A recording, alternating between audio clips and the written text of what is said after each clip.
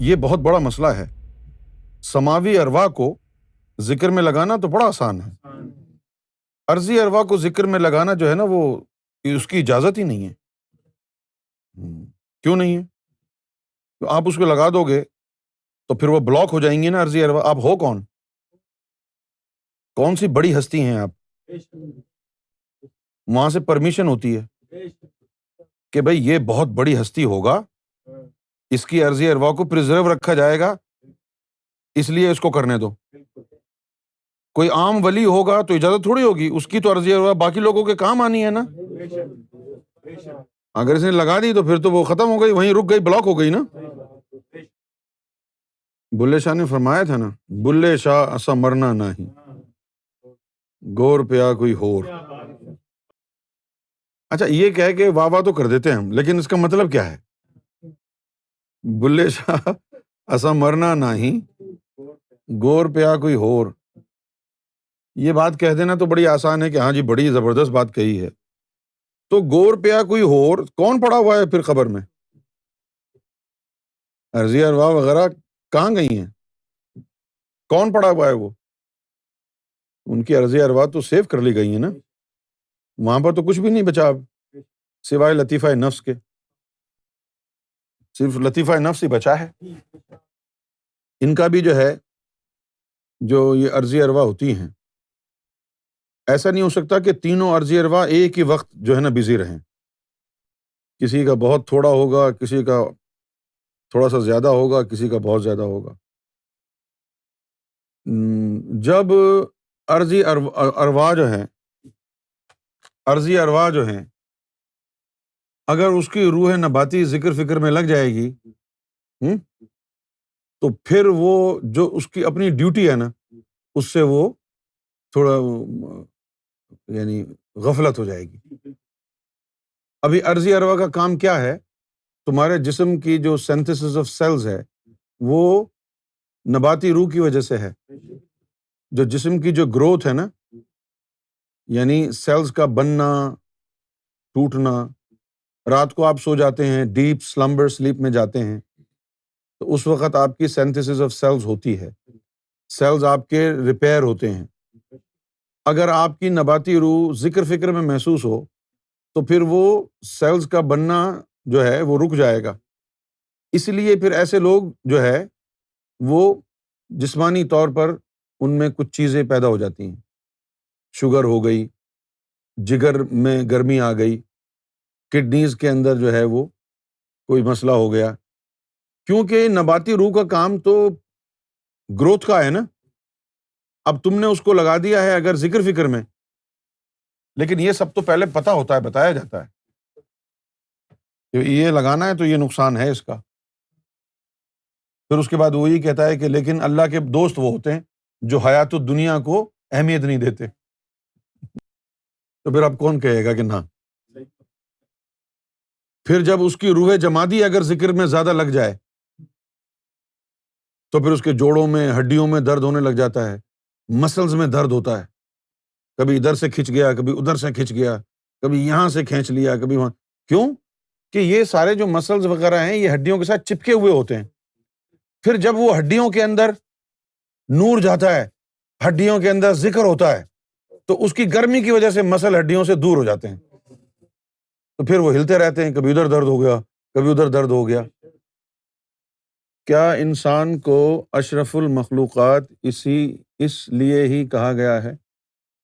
ہاں، انسان کو اشرف المخلوقات اس لیے کہا گیا ہے کہ جتنی بھی مخلوقات ہیں ان کا ایک ہی وجود ہے، وہی ان کا جسم ہے، وہی ان کی روح ہے، لیکن اللہ تعالیٰ نے انسان کو 7 روحوں سے نوازا ہے، اور ان 7 روحوں کے 9 جثے بھی نکلتے ہیں، تو 16 مخلوقیں اس ایک انسان کے اندر بند ہیں۔ اب جیسے فرشتہ ہے، نور سے بنایا، اس کی نورانیت میں اضافہ نہیں ہوگا، اس کی نورانیت میں اضافہ نہیں ہوگا۔ وہ کیسے؟ اللہ تعالیٰ نے فطری طور پر ان کو بنایا ہی حمد و ثنا کے لیے ہے۔ اگر وہ حمد و ثنا کریں گے تو کیا ان کا کارنامہ ہوا؟ کبھی آپ نے سنا ہے کہ کوئی فرشتہ جہنم میں جائے گا یا جنت میں جائے گا؟ نہیں نا، کیوں نہیں جائے گا؟ ان کا امتحان ہی نہیں ہے، ان کو تو اللہ نے بنایا ہی ہے، بنایا ہی، کسی کو اللہ نے رکوع کے لیے بنایا، کسی کو اللہ تعالیٰ نے سجدے کے لیے بنایا، کسی کو قیام کے لیے بنایا، سب کو جس مقصد کے لیے اللہ نے بنایا اس کام میں وہ لگے ہوئے ہیں، اور اس کام سے وہ ہٹ نہیں سکتے، وہ ان کو چابی دی ہوئی ہے، وہ وہی کریں گے وہ۔ تو انسان کے اندر جو ہے اللہ تعالیٰ نے وہ 7 مخلوقیں ڈالی، 7 مخلوقیں، اب کہاں ایک فرشتہ یا ایک ملائکہ اور کہاں انسان، تو اس لیے جو ہے وہ انسان اشرف المخلوقات ہے۔ انسان ان روحوں کے ذریعے اللہ کی ذات تک پہنچ جاتا ہے نا، اور کوئی مخلوق تو نہیں پہنچی وہاں، اس لیے انسان کو سارے انسان نہیں، جنہوں نے ان کو بیدار کر لیا وہی نا، کیوں جی؟ جنہوں نے اس کو بیدار کر لیا وہ، اور جن کے اندر یہ صلاحیت ہے لیکن انہوں نے ان کو بیدار نہیں کیا اور یہ صلاحیت ختم ہو گئی، تو وہ کہاں اشرف المخلوقات ہوئے؟ اشرف المخلوقات کا پوٹینشل ہے تمہارے اندر، اگر تم نے ان روحوں کو بیدار کر لیا، فرشتے عالم ملکوت میں ہیں، تو اشرف المخلوقات ہو کے ادھر ہی گھوم رہا ہے بھائی پھیرو گجرانوالا میں، تو اشرف المخلوقات کدھر سے ہوا؟ کیوں جی؟ بھائی فرشتے عالم ملکوت میں ہیں نا، ملائکہ جبروت میں ہیں، جبریل علیہ السلام جو ہے وہ وہاں پر پہنچ گیا، تو ان سے افضل کیسے ہوا؟ تو بھی ایسی جگہ پہنچنا جہاں پر جبریل بھی نہ پہنچ سکے، تب تو اس سے افضل ہوگا نا۔ تو فرشتوں سے بہتر ہے تو عالم ملکوت جا کے دکھانا، تو ملائکہ سے بہتر ہے تو جبروت جا کے دکھانا، تو جبریل سے آگے ہے تو پہنچ کے دکھانا، اور تو ادھر کیسے پہنچے گا؟ تیرے اندر چیزیں رکھی ہیں نا، تیرے اندر لطیفہ قلب رکھا، اگر تو نے اس دل کو اللہ اللہ میں لگا کے طاقتور کر لیا تو یہ قلب یہاں سے مراقبے میں نکلے گا، عالم ملکوت میں پہنچ جائے گا۔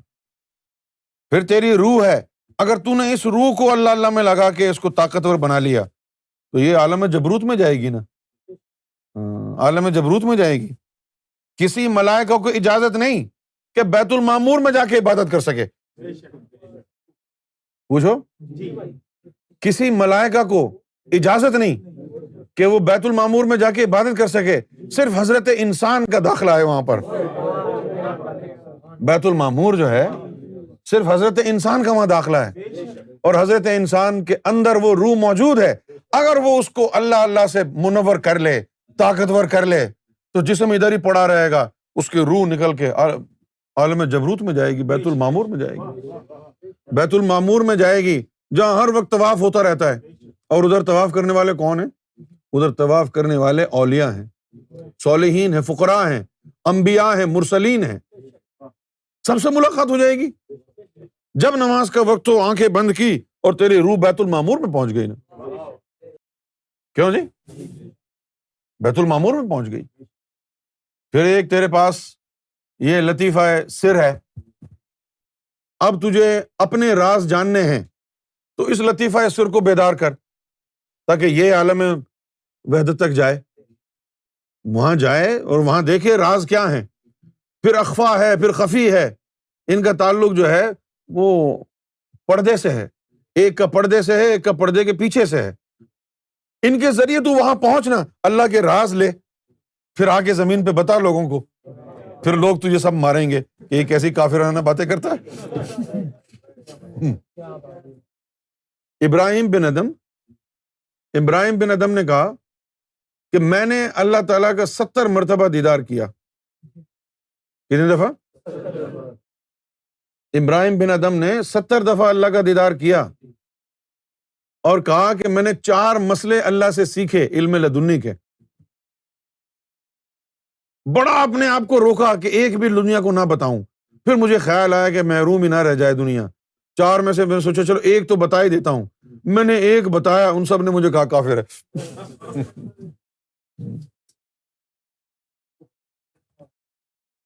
اپنا ایمان صحیح کرو، تمہارا ایمان یہ ہے کہ سارا کچھ قرآن میں ہی موجود ہے، اور نہیں، ایک علم لدنی کا بھی ذکر قرآن نے کیا ہے، ایک خاص علم ہے جو اللہ تعالیٰ اپنے خزانہ خاص سے جس کو چاہے عطا کرتا ہے، وہ بھی ہے، وہ علم بھی ہے۔ اب وہ علم کیا ہے؟ ایک علم تو یہ ہے نا کہ تو پاک صاف ہو، نفس کو پاک کر، پھر دل کو پاک کر، پھر ان روحوں کو پاک کر، پھر سب کو پاک کرنے میں لگا رہے، ساری زندگی لگا دے۔ ایک علم یہ ہے۔ ایک علم یہ ہے کہ کوئی تجھے ٹکر گیا، اس نے ایک آنکھ پیار سے تجھے دیکھا، وہ تیری ساری چیزوں کو منور کر دیا۔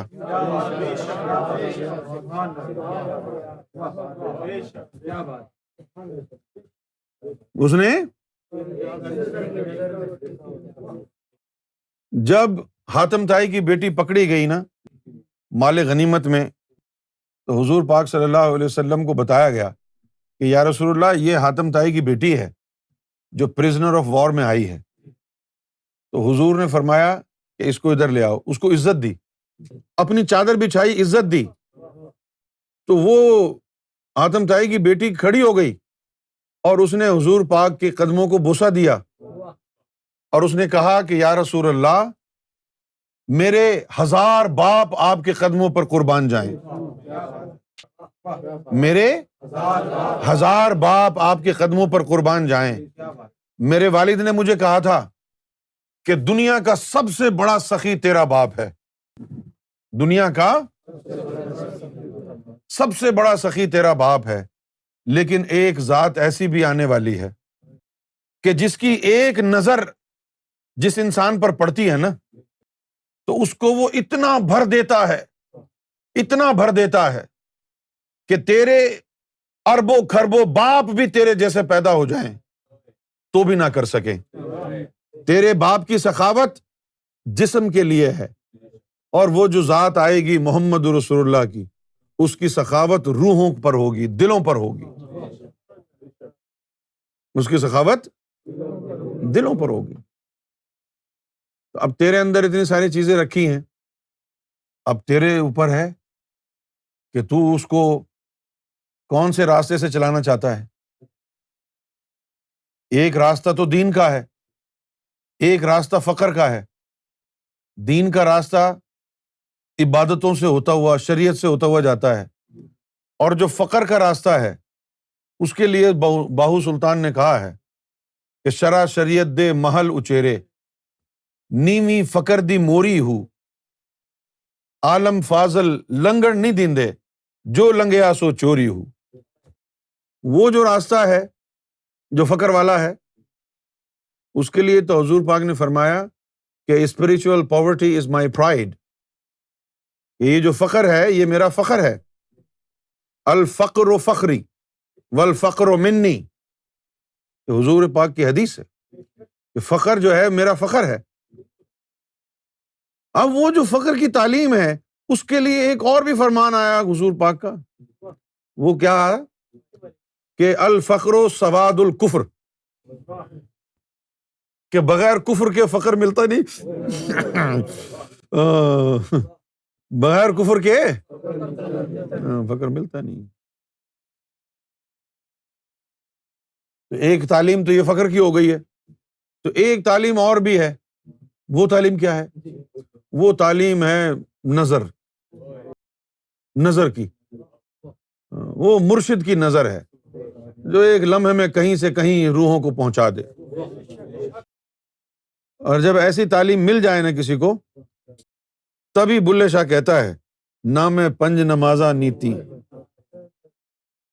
نام پنج نمازہ نیتی، نہ تسبہ کھڑکایا، بلے نو ملیا مرشد جو ایویں جا بخشایا۔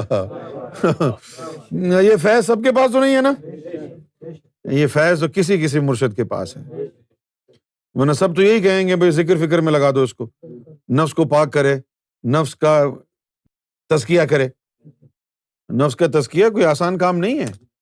مرشدوں نے بھیک منگوائی 3 سال تک مریدوں سے کہ جاؤ بھیک مانگو تاکہ تمہارے نفس کی اکڑ ٹوٹے، اکڑ تمہاری ختم ہو۔ ابھی تو تم اپنے آپ کو بڑے سورما سمجھتے ہو نا، ہر آدمی سمجھتا ہے کہ مجھ سے بہتر کوئی ہے ہی نہیں، نفس اتنا طاقتور ہے نا، اتنی اکڑ ہے نا نفس میں جی فلاں ہوں، میں فلاں ہوں، میں فلاں ہوں، میں یہ ہوں، میں وہ ہوں.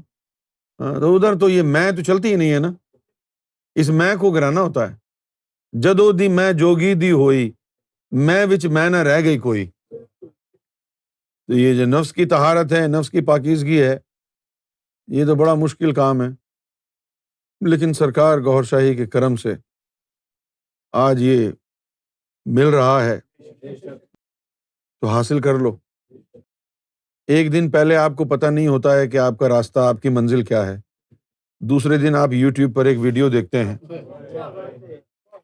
یوٹیوب پر آپ ویڈیو دیکھتے ہیں، اخلاق صاحب کو، امجد حسین کو، امجد علی کو، حافظ ندیم کو، مجذوب بابا مظہر بھائی کو فون کرتے ہیں، ذکر چل جاتا ہے.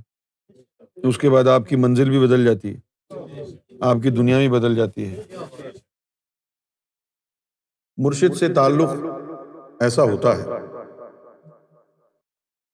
کہ آدمی کا جی چاہتا ہے کہ اپنا سب کچھ ان قدموں پر قربان کر دے.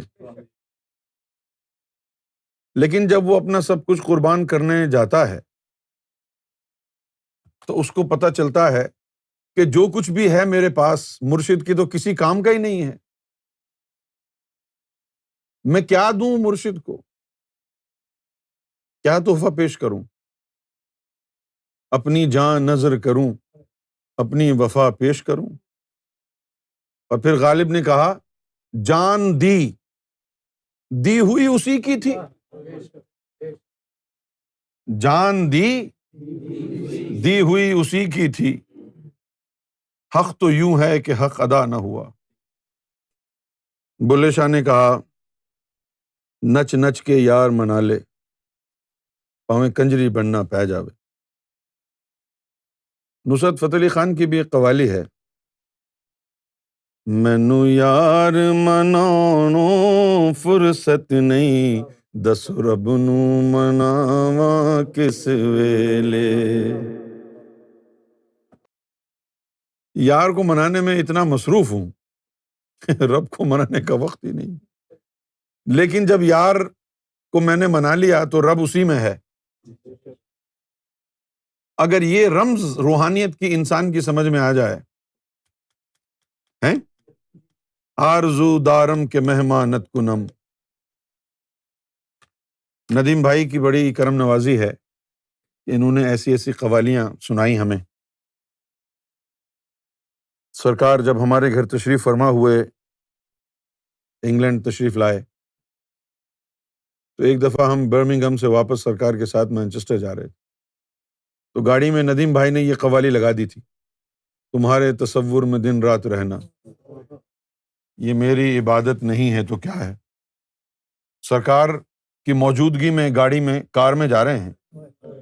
اب آپ تصور کریں کہ سرکار کار میں تشریف فرما ہو اور یہ قوالی لگی ہو تو جذبات کا کیا عالم ہوگا.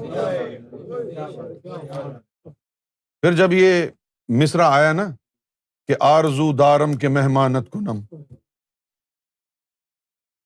کہ میری آرزو ہے، میرے دل میں لانگنگ ہے کہ یار میرے گھر مہمان بن کے آئے، تو کیا کروں گا؟ جان و دل اے دوست قربانت کنم، جان اور دل دونوں آپ پر قربان کر دوں گا. تو مجھے جھٹکا لگا کہ یار تو میرے گھر پر ہی ہے 3 مہینے سے، نہ میں نے جان قربان کی، نہ میں نے دل قربان کیا. اب یہ قوالی میں سچا کیسے ہو سکتا ہوں؟ بڑا رویا، بڑا رویا. اس کا اتنا اثر ہوا ان الفاظ کا، آرزو دارم کے مہمانت کنم، جان و دل اے ہو دوست قربانت کنم، کوئی کاؤ میں مگن، کوئی کاؤ میں مگن، ہم واؤ میں مگن جیسے لاگی لگن. اس سے زندگی بدل گئی. سرکار کی بارگاہ میں بغیر الفاظوں کو استعمال کیے دست بستہ ہو کر، انتہائی اخفائے راز رکھتے ہوئے دنیا سے اپنی آواز کو سرکار کی بارگاہ میں التجا کی کہ جان و دل جو قربان کرنا ہے، کیسے قربان کروں میں، اور میری جان اور میرے دل میں ہے کیا جو آپ کے شایان شان ہوگا.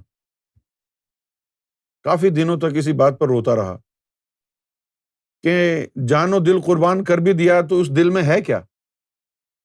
نہ تو بلال حبشی جیسی وہ عشق کی وارفتگی ہے، نہ بلے شاہ جیسا عشق ہے مرشد کے لیے، نہ امیر خسرو جیسی چاہت ہے اپنے مرشد کے لیے، کچھ بھی تو نہیں تھا، نہ کچھ آج بھی ہے۔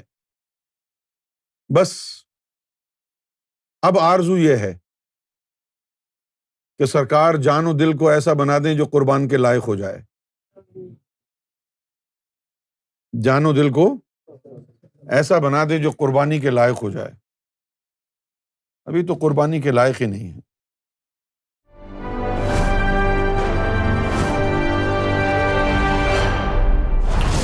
TV, bringing light, love, and peace in your life.